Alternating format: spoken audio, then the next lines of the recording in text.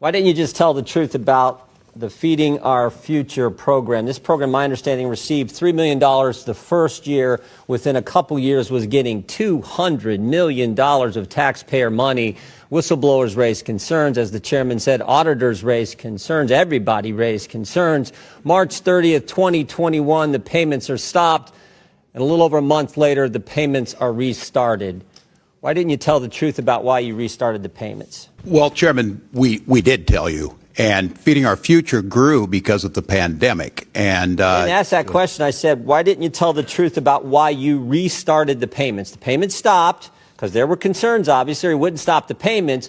Then they're restarted a month later. What was the reason for restarting the payments? My understanding was the agency believed that the court had required them to make those payments. And that was false, wasn't it? You repeated that. You said that, didn't you? You said that's why the reason. You said the reason you restarted is because the court ordered you to do so. Is that right? I don't believe that is settled yet, to the best of my knowledge. Well, I think it is, because the court did something that I don't know if I've ever seen it. They issued a statement saying you were wrong in what you were saying. This is from the court. It says, Feeding Our Future versus Minnesota Department of Education, correcting reports and statements by Governor Tim Walz concerning orders issued by the court. Here's what the judge says. Governor Tim Walz told the media that the Minnesota Department of Education attempted in payments to FOF because of possible fraud, but that Judge Guthman ordered payments to continue in April 2021. Next sentence. That is false. So you said something that wasn't true. He further states this, Judge Guthman, the court says this, Judge Guthman never ordered the Department of Education to resume payments to Feeding Our Future in April 2021 or at any other time. So I want to know, why didn't you tell the truth? Congressman, the attorneys at the Department of Education interpreted that differently. Both of those judges are no longer on the bench, and I think that interpretation... The very first sentence. The first 7 words. This is not some unnamed source talking to the New York Times. This is not some anonymous source talking to whatever your Minnesota Star Tribune or whatever your paper is. This is the court speaking. First sentence, first 7 words. Due to inaccurate statements by the governor, Ramsey County District Court judge has issued and authorized this following news release. That's pretty straightforward. So the court's lying?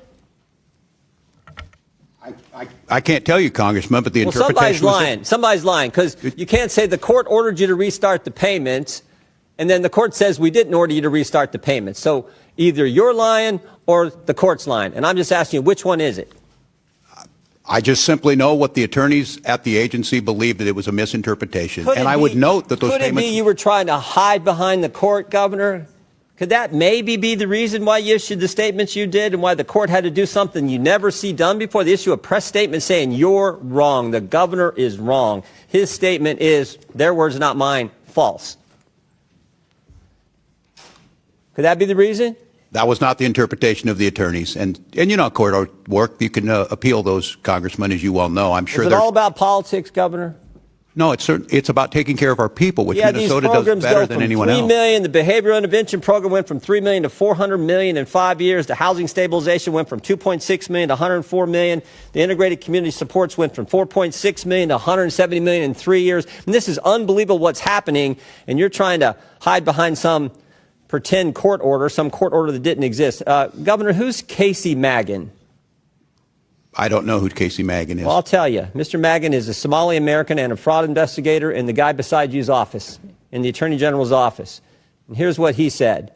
There was a perception that forcefully tackling this issue might cause political backlash among the Somali community, which is a core voting bloc. Did that have anything to do with this whole fraud scheme that went on in your state, Governor? It did not, Congressman. It did not. So you're saying Mr. Casey Magan is lying too? I'm not. You're the only one telling the truth in the whole state. Mr. Magan, who's a fraud investigator at the Attorney General's office, says it's politics. The court said I couldn't speak for Mr. Magan. You asked me a question. I know. And I said no when you asked me the question. I'm saying Casey Magan said just the opposite. I don't know. So the court's wrong and Casey Magan's wrong. You're the only guy right. How many people have been indicted in your state right now? Do you know, Governor? I don't have those numbers with me. You don't?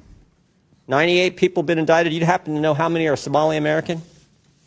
I don't. We don't investigate or prosecute people based on ethnicity, religion. Neither do I. We shouldn't do that. But Mr. Megan is a Somali American who just said that the court, one of the concerns was this is a core voting block. And I just want to know if you know how many of the 98 people who have been indicted in your state are Somali.